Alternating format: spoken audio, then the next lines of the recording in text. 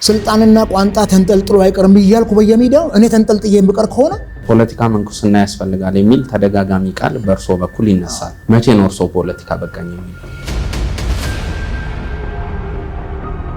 እኔ የምታገለው ፈርቼ ቤቴ የምቀመሰው ስለሆንኩ አይደለም። እኔ እኮ አድራሻዬን ጭምር ሚዲያ ላይ የምናገር ሰው ነኝ። ፓርቲዎትም ምርጫ ለማካሄድ አስተያየ ሁኔታ እንደሌለ ደጋግሞ ሲገልጽ እንሰማለን። ነገን እኮ አሸባሪ ብሎ እኮ ከፈረጀው አካል ጋር ነው የመንግስት ባለስልጣኖች ታንዛኒያ ላይ የተዋደሩት። እነዚህ ሰዎች እኮ አልተፈረጁም።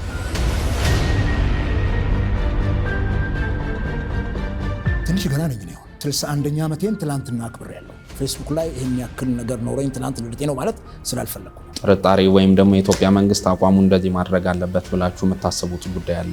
የመላእክት ስብስብ አለ ሰዎች ኢትዮጵያ ህዝብ የሚሰማኝ እንዲያዝልኝ ከንፈሩን ለጥልኝ እንዲመጣ አይደለም። እኔ ታፍኜ ከተወሰድኩ ታስሬ ከተወሰድኩ ሚዲያው ይደርሳል ሰውን ጀዋርም አቶ ዶክተር ገዱ ነው የሀሳብ ልዩነት ገጥሟቸው አገር ጥለው ወጥተዋል። እንደነሱ አገር ጥሎ መውጣት እኮ አላቃተኝም። ወጣ ነበር።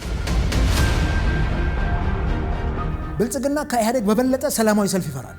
ለምን እንደሚፈራ ግራ ይገባኛል። ሰላም ጤና ይስጥልን። ይህ ሪፖርተር ወቅታዊ ነው። ሪፖርተር ወቅታዊ በማህበራዊ ፖለቲካዊና ኢኮኖሚያዊ ጉዳዮች ላይ ትኩረቱን አድርጎ የተለያዩ እንግዶችን እዚህ ስቱዲዮ በመጋበዝ ወይም ደግሞ በያሉበት በመሄድ ውይይት ያደርጋል ማለት ነው። ዛሬም እንግዲህ እንደተለመደው አንድ እንግዳ ወደ እናንተ ይዘን ቀርበናል። የዛሬው እንግዳችን ፖለቲከኛው አቶ አበበ አካሉ ናቸው። ከፓርቲ ፖለቲካ ከአጠቃላይ ከኢትዮጵያ የፖለቲካ ሁኔታ አንጻር እንዲሁም ጂኦፖለቲካዊ የኢትዮጵያ አሰላለፍስ ምን ይመስላል የሚለውን ጉዳይ አንስተን ቆይታ የምናደርግ ይሆናል። አማኑኤል ጀንበሩ ውይይቱን እየመራው ለሚቀጥሉት ደቂቃዎች ከእናንተ ጋር ቆይታ አደርጋለሁ። አብራችሁን ስለምትሆኑ ከልብ እናመሰግናለን። እንግዳችን እንኳን ደህና መጡ። እንኳን ደህና ቆያችሁ።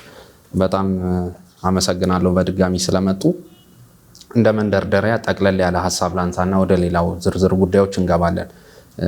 በግለሰብ ደረጃ በፓርቲ ፖለቲካ ታሪክ ውስጥ ካለው ተሳትፎ አንጻር ምን ለውጥ አምጥቻለሁ ለኢትዮጵያ ሕዝብ ብለው ያስባሉ? ያለፉትን 20 ዓመታት የፓርቲ ፖለቲካ ጉዳዮችን እንዳየ አንድ ፖለቲከኛ፣ የተለያዩ ርዕዮተ ዓለሞችን እንዳየ አንድ ፖለቲከኛ፣ የተለያዩ ማህበራዊ መሰረቶችን አካልያለሁ ብሎ እንደሚል አንድ የፓርቲ አመራር የሚሆን የፓርቲ አባል ወይም ደግሞ ፖለቲከኛ ምን አምጥተውለታል ህዝቡ? ይሄ ከባድ ጥያቄ ነው።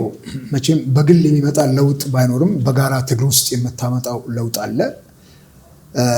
እኔ የፖለቲካ ተሳትፎ ካደረግኩበት ጊዜ ጀምሮ ኦልሞስት አገር እንድትሻገር የህዝብ ድምፅ እንዲሰማ ያደረግነው ጥረት በተለያየ አቅጣጫ በሰላማዊ ትግል ውስጥ ኦልሞስት አንድ ስርዓት ተለውጦ አይተናል።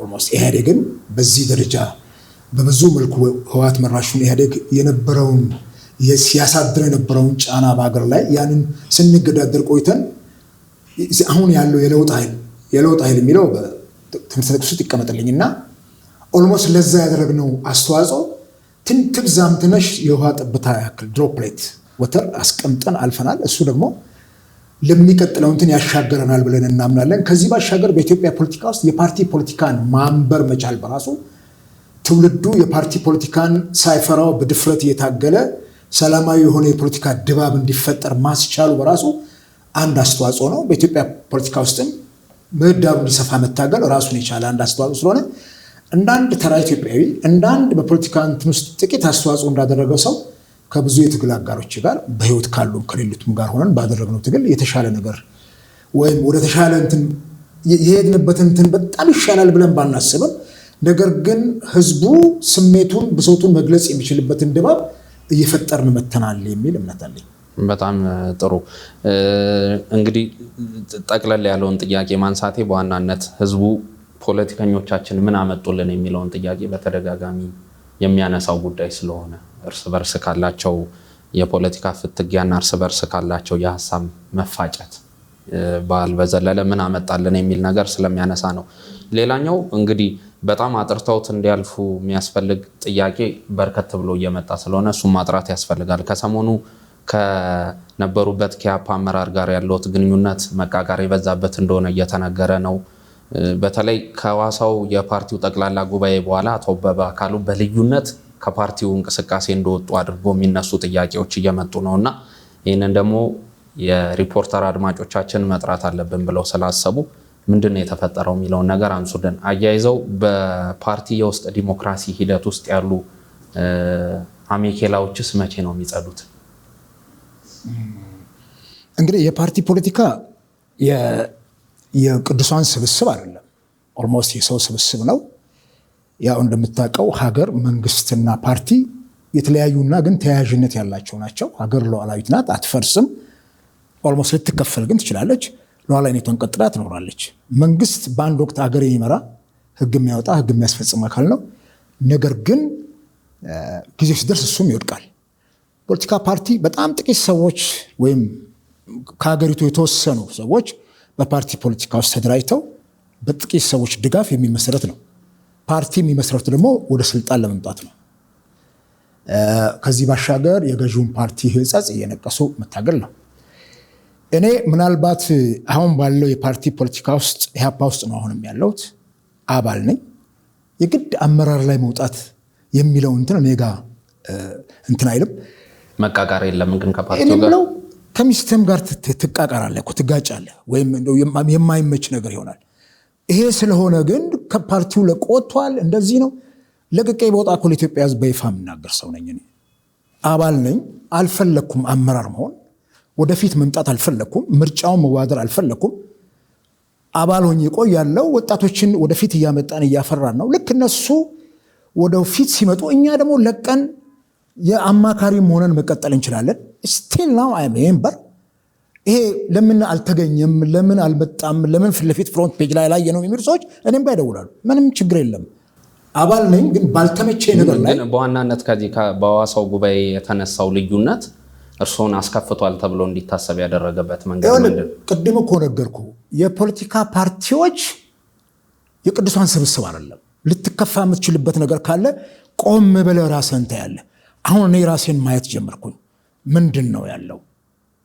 ይሄን ታይና ማስተካከያ ታደርጋለህ። እድሜ ልክ ፓርቲ የሚመራም ሰው የለም። እድሜ ልኩም የመንግስት ስልጣን ላይ የሚቀመጥ ሰው የለም።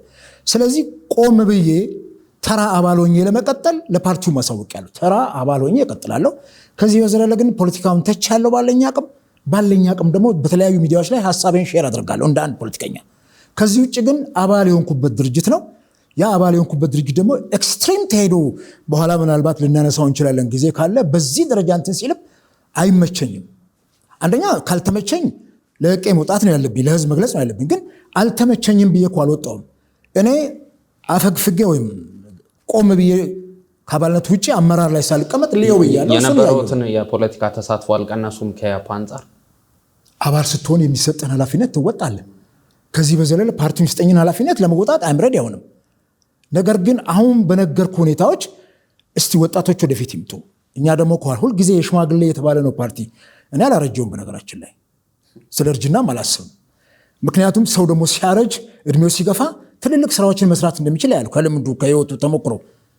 ከዚህ በዘለለ ግን ወጣቶችንም ወደፊት አምጥተህ ከኋላ ማኔጅ ማድረግ ተገቢ ነው የሚሆነውና የፖለቲካ ባህላችን የመተካካት ችግር እንዳለበት ወደ በኋላ ላይ አነሳዋለሁ። እሱ እንዳለ ሆኖ ግን አሁን ባለው ነባራዊ የኢትዮጵያ የፖለቲካ ስታተስ ውስጥ ምርጫ የሚባለው ትልቅ ወይም ግዙፍ የዲሞክራሲ መጫወቻ ካርድ በደረሰበት ሂደት ውስጥ እርስዎ ከአመራርነት ወደ አባልነት መሸጋገሮት በራሱ የሚያመጣው የአሰላለፍ ለውጥ አይኖርም ወይ?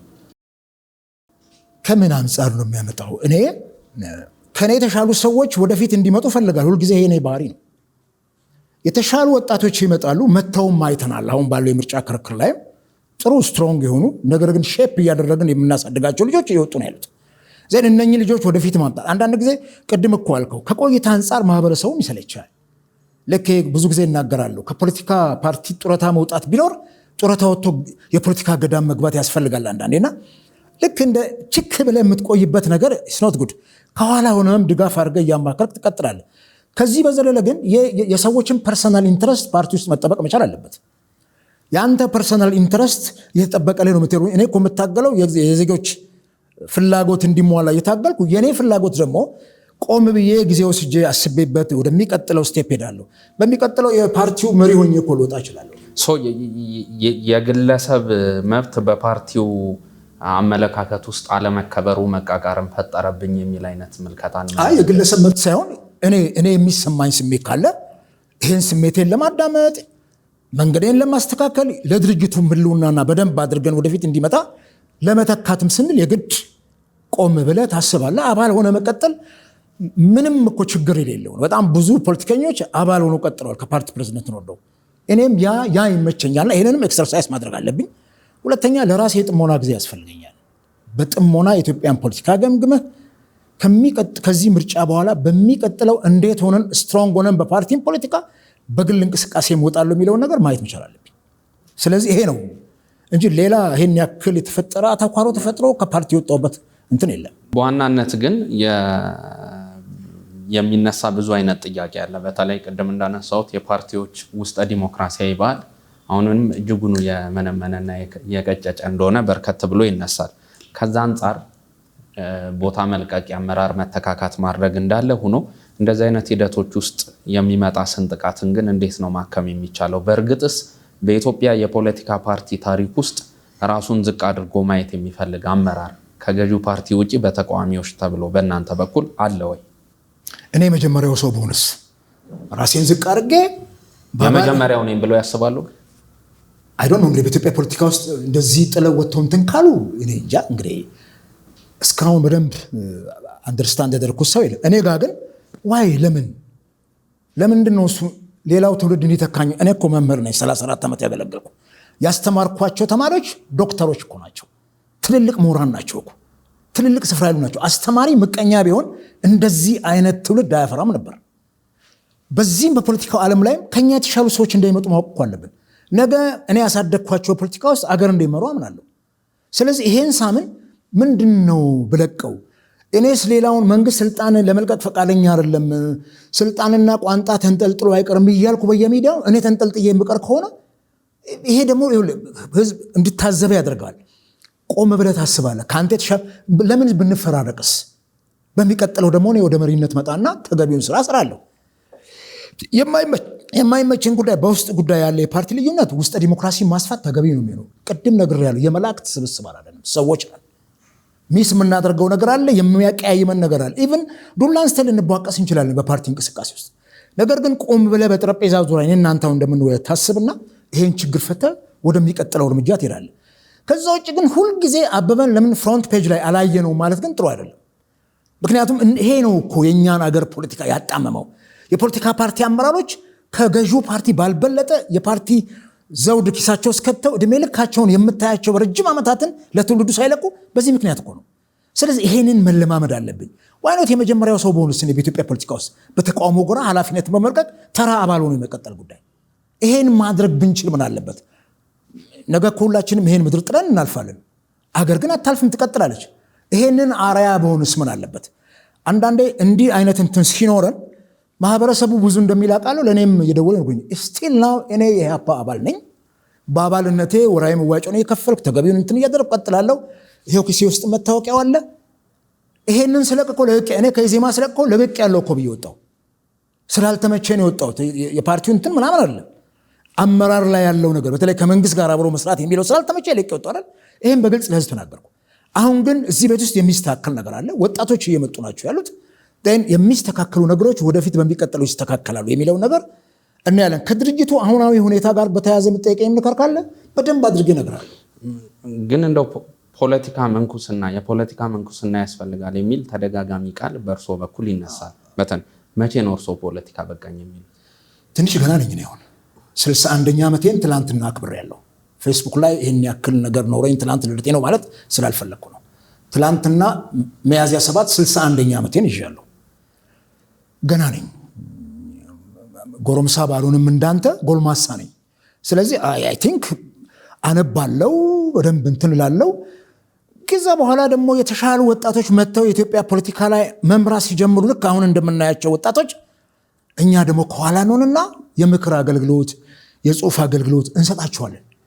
እስከዛ ድረስ ግን አሁን ያለኝን አቅም ቤቴ ውስጥ ማመቅ አልፈልግም። መቼ ነው ምንኩስናው ታዲያ? የፖለቲካ ምንኩስና እንግዲህ አሁን እግዚአብሔር የሚሰጠኝን እድሜ አላውቅም። እኔ ነገ ልሙት ተነገ ወዲያ አላውቅም። ይሄን ሄጄ በ70 ዓመት ያቆማለሁ ብለህ በ80 ዓመት ያቆማለሁ ብለህ ፈጣሪን መጋፋት ነው የእድሜ መጠንን። ስለዚህ እግዚአብሔር በሰጠኝ መልኩ ኦልሞስት አቅም አለኝ ብዬ ውስጤን እስከምፈትሽበት ድረስ ጥሩ ሐሳብ አመነጫለሁ ብዬ ከንባብም ከትግልም ያገኘሁትን ልምድ አሁንም በንባብ የማዳብረውን እንትን ይዤ እዚህ ጋር ስደርስ አቆማለሁ የሚለውን እኔ ነው። ጤንነትህ ብዙ ላያስኬድ ይችላል ወደፊት። አጠቃላይ ግን የፖለቲካው ላንድስኬፕ ተስፋ የሚያስቆርጥ ሳይሆን ቀርቶ ነው ወይስ ከዚህ በኋላ የሚመጣው ሂደት ተስፋ የሚሰጠኝ ነው ብለው ስለሚያስቡ ነው? እኔ የምልህ የኢትዮጵያ ፖለቲካ ዛሬም ተስፋ አስቆራጭ ነው። ነገር ግን በሀገር ተስፋ አይቆረጥም። ተስፋ ቆርጠ አገሪቱን ለማን ነው ለቀህ የምትጣው? በሀገር ተስፋ አይቆረጥም። እኔም በፖለቲካው ተስፋ አልቆርጥም። ምክንያቱም አገር ራሷ የፖለቲካ ስሪት ስለሆነች ፖለቲካው አገር ይሰራል ብለን ስለምናስብ ልክ ትላንትና ታግለን ያን ስርዓት እንደቀየር ነው ይሄንንም ስርዓት በሰላማዊ ትግል ታግለን መቀየር መቻል አለብን የሚል እምነት ነው ያለኝ። ትውልዱ ደግሞ የሰላማዊ ትግልን ኮንሰፕት በደንብ መረዳት አለበት። ተስፋ አይቆረጥም። ስለዚህ ይለወጥ የማይለወጥ ነገር ድንጋይ እንኳን ተሰባብሎ ስንት ቋጥኝና አለት አፈር ይሆናል። ስለዚህ ይሄን በደንብ ማየት ተገቢ ነው የሚሆነው። ምናልባት ሌላኛው ሊሆን የሚችለው የምርጫ ተሳትፎ ላይ ነው። በዘንድሮ 7ኛው ጠቅላላ ምርጫ ላይ አቶ አበበ አካሉ ይወዳደራሉ? አይወዳደርም። በጣም አስቀድሜ ተናግሬያለሁ እኮ ገና የምርጫው ምዝገባ ስለሚጀምር እንደማልወዳደር ምናልባት ስላላዳመጥኩ ይሆናል ከአንድም 2-3 ሚዲያ ላይ እኔ ዘንድሮ አልወዳደርም። እሱም ለወጣቶች ቦታ ከመልቀቅ አንጻር የሚታይ አንድ እሱም አንድ ይታያል። ኤንወይ አሁን ያለውም እኮ ተዋዳሪ እኮ ፓርቲዎች እስከሚቸግራቸው ሰው ደርሰዋል። ሁለተኛ አሁን ባለው ምርጫ ተአማኒነት፣ ዲሞክራሲያዊነት፣ ግልጸኝነት ጋር ዳውት አለኝ። በጣም ነው የምጠራጠረው። ምክንያቱም 6ኛው አገራዊ ምርጫን እጅግ በጣም ዋጋ ከፍለንበት በዛ ደረጃ እንኳን በሚገርም ሁኔታ አዲስ አበባ ውስጥ አንድ ወንበር ያጣበት ሁኔታ ኢዜማ በምን መልኩ እንደሄደ በ100 ምናምን ገጽ ጥናት ተሰርቶ አይተነዋል። የባለፈው ምርጫ ብልጽግና ከዛ ተሽሎት መጥቶ ዘንድሮ ይሄን ያደርጋል ተብሎ አይታሰብም። አሁን ያለው የብልጽግና አካሄድ ምን ያክል አስቸጋሪና አምባገነናዊ አካሄድ እያየ ነው። ይሄን በአንድ ጊዜ መቀየር አይቻልም። ስለዚህ እስቲ እኔ ቆም ብዬ ላስብ፣ ሌሎቹ ይወዳደሩ። ባለፈውም እኮ 6ኛው አገራዊ ምርጫ ላይ የፓርቲ ካለብኝ የፓርቲ ፖለቲካ ኃላፊነት አጠቃላይ ምርጫው ላይ ጥርጣሬ ያለው እርሶ ገለልተኛነቱ ላይ ነፃ መሆኑ ላይ ያ ፓርቲዎት ግን ካርድ አውጡና መራጮች መመዝገብ አለባችሁ፣ በምርጫ ካርድ ሀሳባችሁን መግለጽ አለባችሁ የሚል አይነት ሀሳቦችን ሲሰነዝር ይደመጣል። የፓርቲና ፓርቲው ይሄ ያለው ለብዙሃን ድምፅ እገዛለሁ። ዲሞክራሲ ማለት ለብዙሃን ድምፅ መመራት ነው። ፓርቲው ካርድ አውጡ እኮ እንደዚህ አይነት መሰረታዊ ልዩነቶች ግን አስተሳሰቡ ላይ ሪሼፕ ላይ ያደርግም ለምን መሰለህ? እኔ እኮ የምታገለው ለግለሰብ መብት ነው። እንደ ኢህአዴግ ዘመን ለቡድን መብት አይደለም። የመጀመሪያው የግለሰብ መብት ይቀድማል፣ ከዛ ነው ወደ ቡድን መብት የምትሄደው የሚለውን ነገር ነው የምታየው። ግን በማጆሪቲ ሩል ወይ በማጆሪቲ ራይት እገዛለሁ እያሉኝ ነው አይደለ? ስለዚህ በማጆሪቲ ራይት የሚገዙ ከሆነ ፓርቲው ምርጫው ሰላማዊ ሆኖ እንዲያልፍ ሁሉም መራጮች መመዝገብ አለባቸው የሚል እንቅስቃሴ እያደረገ ነው። አቶ አበበ አካሉ በተለየ ሁኔታ ምርጫው ላይ ጥርጣሬ ማሳደራቸው አሰላለፉ ላይ ለውጥ አያመጣም ወይ? የግለሰቦች ስብስብ ነው ፓርቲ ማለት። የራሳችን የተለያየ ልዩነት እኮ በውስጣችን አቻችለህ ነው የምትኖረው እንጂ ልክ እንደ ይሄ ግን መሰረታዊ ጉዳይ ስለሆነ ነው። ፓርቲ ውስጥ ልዩነት አይኖርም እያልኩኝ አይደለም። ምርጫ መሳተፍ አለመሳተፍ እኔ ስፈልግ ነው እጮኝ የምቀርበው። ፓርቲው አያስገደኝም በዚህ ውስጥ። የኔን እምነት በፓርቲው ብዙሃን ድምፅ የሚወርቅ ከሆነ ብዙሃኑ ድምፅ የሚሰጥና ተወዳደሩ የሚል ከሆነ የብዙሃኑ ድምፅ ውስጥ እኔ ተወዳደር ብባልም ተጠይቄያለሁ ነው ማረፍ ፈልጋለሁ። ተኩና ውደቱ አንዳንድ ሰዎች እንዲያውም ልክ አንተ ቅድም እንዳነሳው ፓርቲ ውስጥ ኩርፊያ ስላለ አላቀረቡትም። ኖ እናንተ ቀጥሉ፣ እኔ አልወዳደርም። ፐርሰናሊ ሪዘርቭ ስላለኝ ነው። ይሄ የኔ ሪዘርቭ ደግሞ መከበር አለበት። ይሄንን የማያከብርልኝ ፓርቲ ከሆነ ምን ሰራለሁ? ፓርቲ ውስጥ ሪዘርቬሽን አለኝ። እኔ አሁን ካለው የፖለቲካ ሂደት አንጻር አለኝ ሪዘርቭ ካልኩ ይሄ ሪዘርቬሽን አስይዤ ሌላው አካል ለቃለሁ። ምን ችግር አለ? 8ኛው እኮ ሀገራዊ ምርጫ ይመጣል። አገር ሰላም ትሆን እንጂ። ግን እንደዚህ አይነት አለመተማመኖች በሰፈኑበት ሂደት ውስጥ የሚመጡት ምርጫዎች እስከዚህ በኋላ ምን አይነት ትርጉም ሰጥቶት ይወዳደራሉ ተብሎ ይታሰባል? በዚህ በኩል በሰላማዊ ትግልና በሰላማዊ የፖለቲካ እንቅስቃሴ ውስጥ ማለፍን አንድ ኤሌመንት አድርጎ ይንቀሳቀሳሉ። እርስዎ በዋናነት ከብረት ትግል በዘለለ ሰው በሰላማዊ መንገድ መብቱን ማስከበር አለበት ብሎ ያስባሉ። ከዛ ውስጥ ደግሞ ምርጫ አንደኛው ነው፣ ብቸኛው ባይሆንም አንደኛው ይህንን የሰላማዊ የፖለቲካ እንቅስቃሴ ማስፈኛ መንገድ ነው ተብሎ ይታሰባል። ይህንን ሚስ ባደረገ ሁኔታ ውስጥ ነው እንዴት ነው ይሄ ሊሆን የሚችለው? ይሄ መሰረታዊ ጉዳይ ነገርኩ። የሰላማዊ ትግል አዋጭ እንደሆነ አውቃለሁ። ነገር ግን አሁን ባለው ምርጫ ላይ እኔ ሪዘርቬሽን ካለኝ የኔ ሪዘርቬሽን ፐርሰናል ሪዘርቬሽን ነው የሚሆነው። ለብዙሃን ድምፅ የምትገዛ ቢሆንም ነገር ግን የብዙሃኑ ድምፅ የኔን ሐሳብ ቀይሮ የማይገዛኝ ከሆነ ሪዘርቭ አድርጌ ምን አለ ከምርጫው ራስ ይቻላል እኮ ምን ችግር አለው? ግለሰብ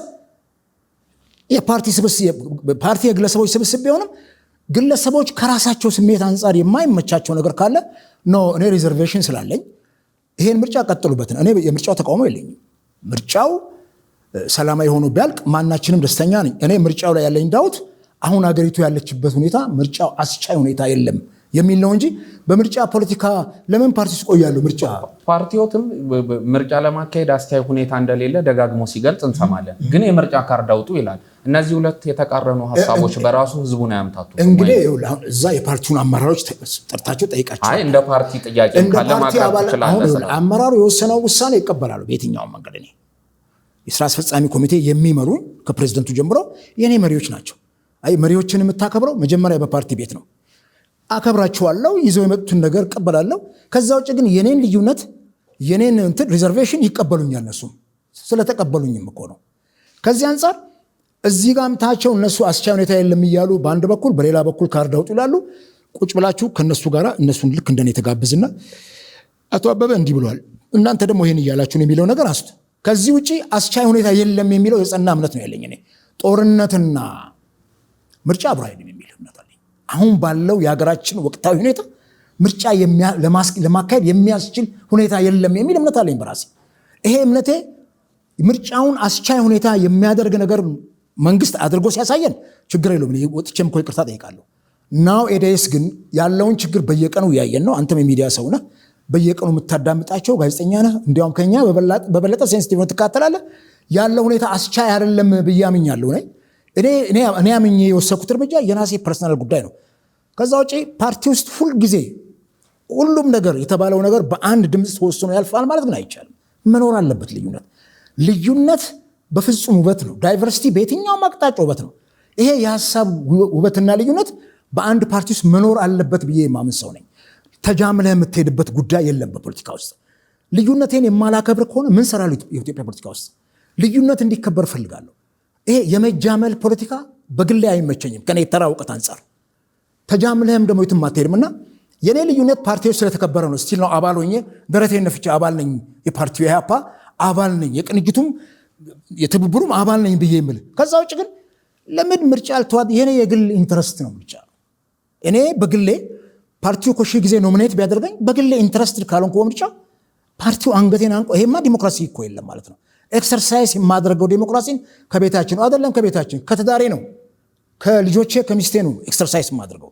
ስለዚህ እሱን ነው አሁን የምነግርህ እንጂ ከዚህ ውጭ ግን ምንም የሚያጋጨን ነገር አይኖርም ማለት ነው። እቃና እቃ እንኳን ይጋጫል፣ ጭልፋና ድስትም ይጋጫል።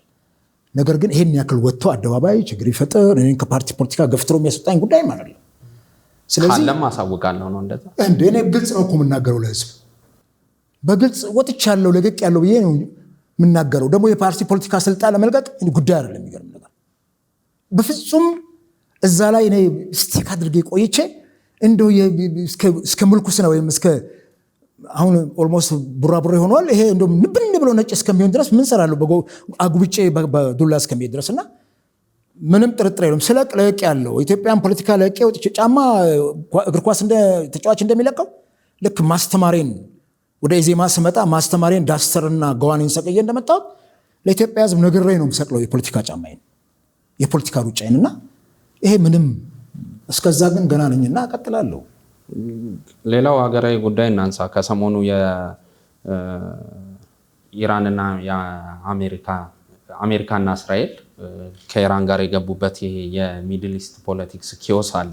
አጠቃላይ የእሱን ጉዳይ ዝም ብለን በወፍ በረር አንስተን እንትን እንድናደርገው ነው። ከዛ አንጻር የኢትዮጵያ መንግስት አሰላለፍ ምን ይመስላል? እንደ ፓርቲ የያዛችሁት ጥርጣሬ ወይም ደግሞ የኢትዮጵያ መንግስት አቋሙ እንደዚህ ማድረግ አለበት ብላችሁ የምታስቡት ጉዳይ አለ ወይ? እንግዲህ የዚህ የመካከለኛው ምስራቅ ጉዳይ ኦልሞስት ከዚህ የምድራችንን ስልጣኔ ስናስብ መካከለኛው ምስራቅ በዓለም ፖለቲካ ውስጥ ወይም በዓለም ስልጣኔ ውስጥ ትልቅ አስተዋጽኦ አለው።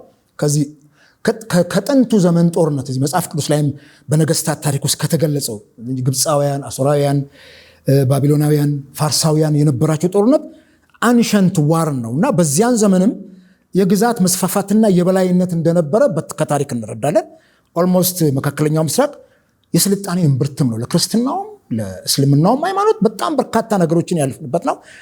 በዛ በአሦራውያን በባቢሎናውያን ዘመን የነበሩት ጦርነቶች የበላይነትን ለማስፈን የሚደረግ ጦርነት ነው። ዛሬ ያሉትና አሜሪካን ባላደጉበት ዘመንና ባልታወቁበት ዘመን ይሄ መካከለኛው ምስራቅ ላይ በጣም ጥንታዊ ስልጣኔ የነበረበት ነው። ከዛ በኋላ እንግዲህ የጥንት ዘመን ጦርነቶች ደግሞ የሚባሉ አሉ።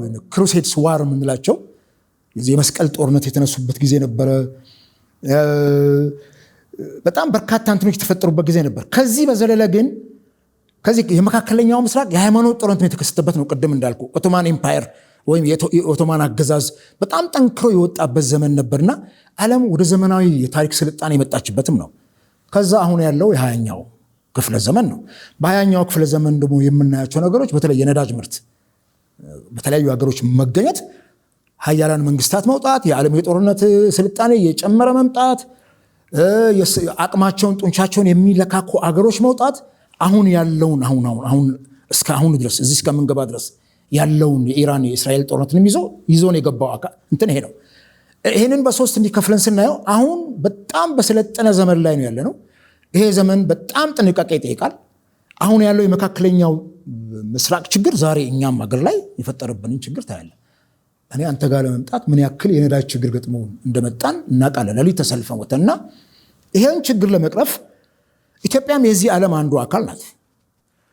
ዛሬ ኢትዮጵያ የተዘጉ ወደቦችንም ጭምር የምትጠቀምበት ሰርጦችን ጭምር የምትጠቀም ሀገር ናትና መንግስታችን በውጭ ፖሊሲ ላይ በደንብ ሊሰራበት እንደሚገባ ያለውበት ፓርቲም በተደጋጋሚ ተናግሯል። እኔም ብዙ ጊዜ ደጋግሜ በግሌ ከንባብም ከብዙ እንትንም ያገኘሁትን እውቀት ጠቅሜ ይሄ የውጭ ፖሊሲያችን በተለይ ምስራቅ አፍሪካ ቀንድ ላይ ያለው የኢትዮጵያ ዲፕሎማሲ በደንብ ማደግ አለበት የሚል እምነት አለኝ።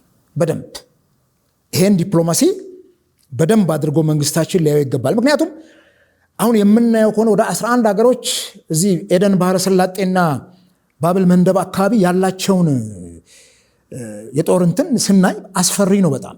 ኦልሞስት አጠገባችን ጉያችን ስር ሆዳችን ስር ያለችው ጅቡቲ ወደ 11 አገሮች ከበዋታል የጦር ካምፕ መስርተው። የቅርባችን እንኳን ሳውዲ አረቢያና ዩኤኢ እንኳን አቅም ገዝተው መጥተው እያየ ነው የአረቡ አገራት ፍላጎትም እየጨመረ እንደመጣ። ይሄንን ግምት ውስጥ በማስገባት ጎረቤት ላይ ያሉት የአፍሪካ ቀንድ ሀገሮች ተባብረው በአንድነት ቆመው የራሳቸውን ኃይል እንትን ብለው መቋቋም ካልቻሉ ምዕራባውያን ያላቸው ፍላጎት የአረቡ ዓለም ባለሀብቶች ያላቸው ፍላጎት ቀንዱ ላይ ያይልና ሁላችንንም ረግጦ የሚገዛን ነው የሚሆነውና ኢትዮጵያ መንግስት ከራሱ ከጎረቤቱ ጀምሮ ነው ማሰብ ይገባል። በተለይ የቀንዱ ሀገራት አራቱ በዋናነት ኢትዮጵያ፣ ጅቡቲ፣ ኤርትራ፣ ሶማሊያ ከዛ ደግሞ ከቀንዱ ሀገር ጋር የተያያዙት ሱዳንና ሰሜን ሱዳን፣ ደቡብ ሱዳን እነኚህ በደንብ አድርገው የተሻለ እንትን መፍጠር አለባቸው ግንኙነት። አለዚያ አወዳደቃችንም በጣም እንደ አገር ብቻ አይደለም እንደ አፍሪካ ቀንድ አደገኛ ነው የሚሆነው። ወደ ግል አንድ ጥያቄ ልመለስ። ከነ ፖለቲከኛው ከነ አቶ ልደቱ አያሌው ጋር በበይነ መረብ ውይይት ነበረው መሰለኝ ከሰሞኑ እና ውይይቱ ምን ነበረ? ከዛ ውይይት በኋላስ የደረሰበት ጫና ወይም ነገር አልነበረም? በጣም የሚገርመኝ ወዳጆቼ የሆኑ ሰዎች ሁሉ ደውለው ከነኚህ አገር ካህዲዎች ጋር እንዴት ትወያያላሉ? አየህ ችግራችን ይሄ ነው። ልዩነትን ማስተናገድ አለመቻል ራሱ በጣም ነው የሚያሳፍረው። እነኚህ ሰዎች ተወደዱም ተጠሉ ኢትዮጵያውያን ናቸው። ትናንትና እኮ ዛሬ አገር ውስጥ ገብተው በትጥቅ ትግል ውስጥ የነበሩ አካላት አገር ውስጥ ገብተው እኮ ስልጣን እስከሚይዙ ደርሰዋል። ትናንትናም እንዲህ ስትላቸው ነበር። እነሱ የኤርትራ ተላላኪ፣ የግብፅ ተላላኪ፣ አገር አፍራሽ እያሉ ስሙን እጅላቸው ነበር በዛ መንግስት ዘመን። እነኚህ ሰዎች ደግሞ ለውጥ የእነሱም ትግል እኮ አስተዋጽኦ አለው። እነኚህ በረሃ ገብተው ጭምር የታገሉት እኮ ለውጥ የዛሬው የዶክተር አብይ መንግስት ስልጣን ላይ እንዲወጣ እኮ አስተዋጽኦ አለው። ለምንድን ነው ተቀራርበን ማሰራው? ለምንድን ነው የዶክተር አብይ ካቢኔ ወይም የዶክተር አብይ ልኡካን ቡድን ታንዛኒያ ላይ ሄዶ ከጃል መሮ ጋር ሲነጋገር ለምንድን ነው ከተገንጣይና አስገንጣይ አካላት ጋር ተወያያችሁ ያልተባለው?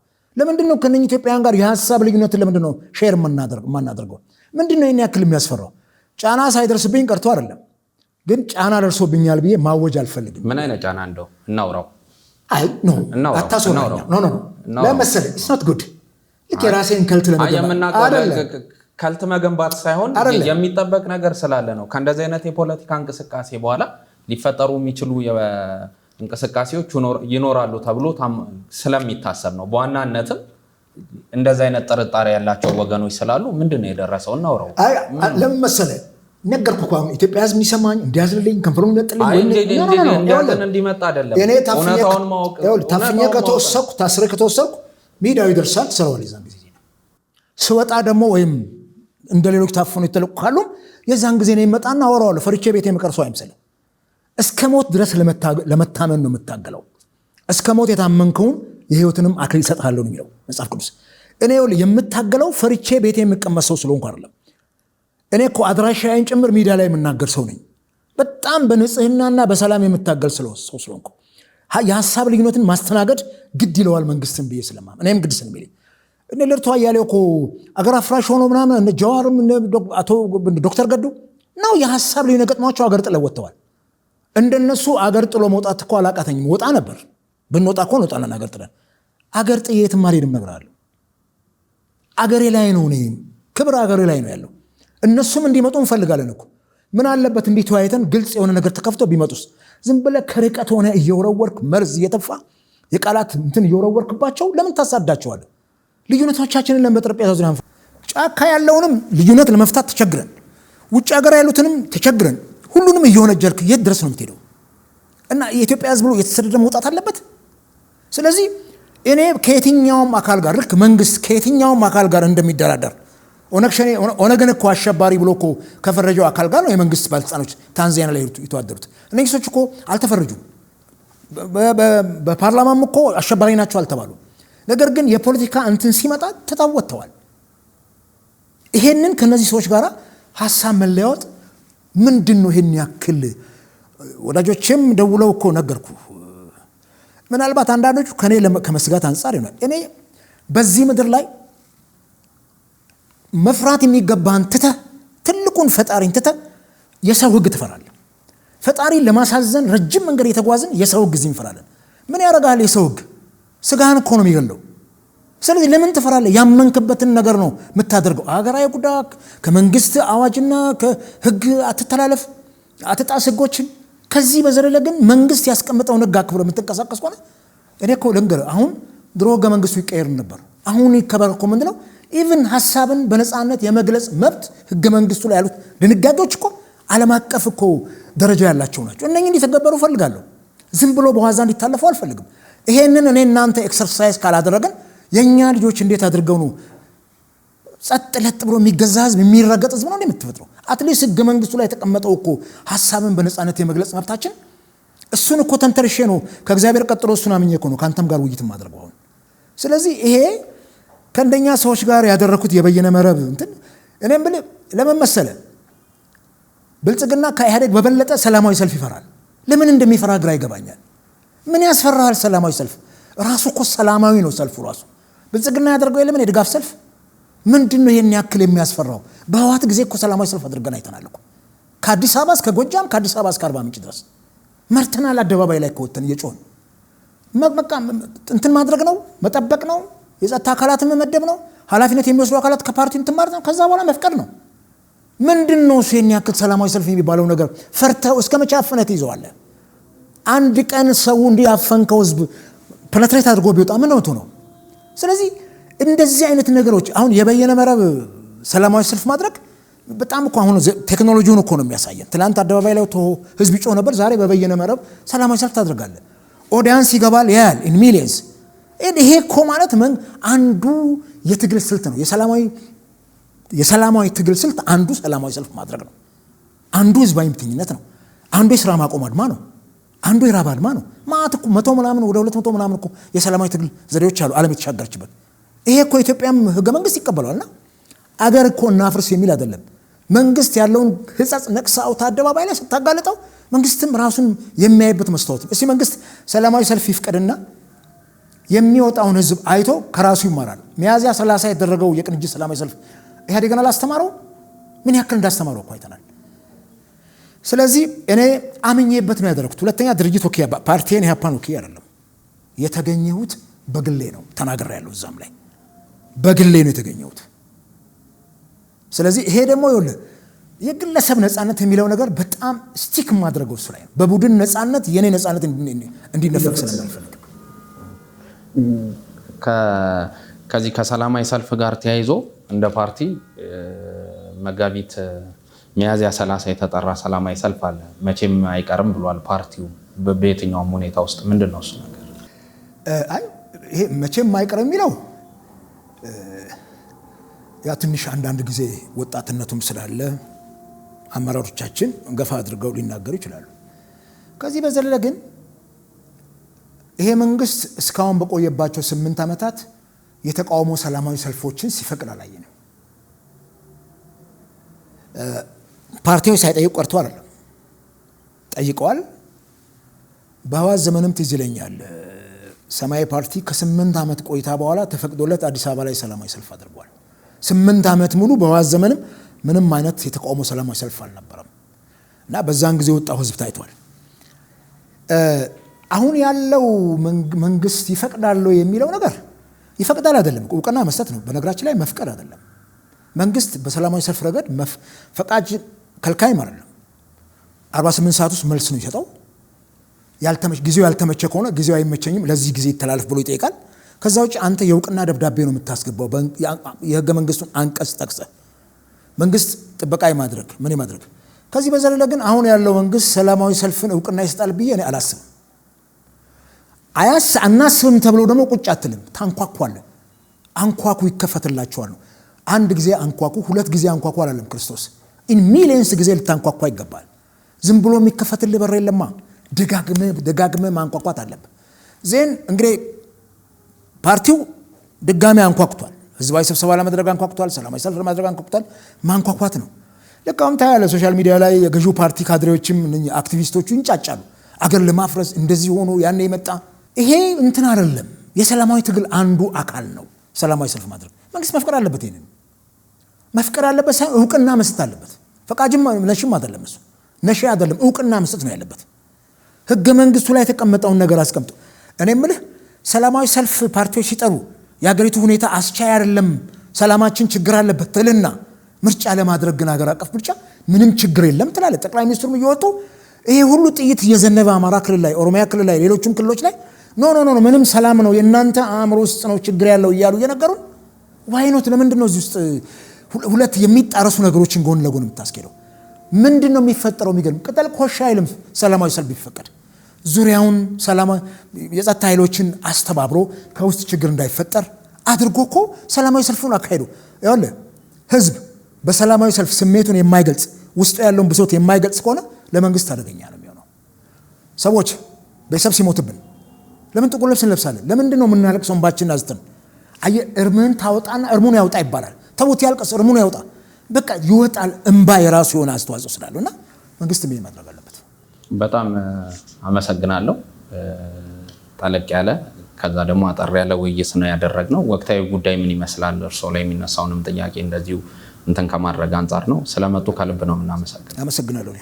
ውድ የሪፖርተር ወቅታዊ ፕሮግራም ተከታታዮቻችን የዛሬው እንግዳችን ፖለቲከኛው አቶ አበበ አካሉ ነበረ። ከእሳቸው ጋር እንግዲህ ሰፋ ያለ ውይይቶችን እንዳደረግን እንገምታለን። በሌላ እንግዳ በሌላ ጊዜ እስከምንገናኝ ድረስ ቻናላችንን ላይክ፣ ሼር፣ ሰብስክራይብ በማድረግ ከሪፖርተር ኢትዮጵያ ጋር ወዳጁን እንላለን። መልካም ጊዜ ተመኘን።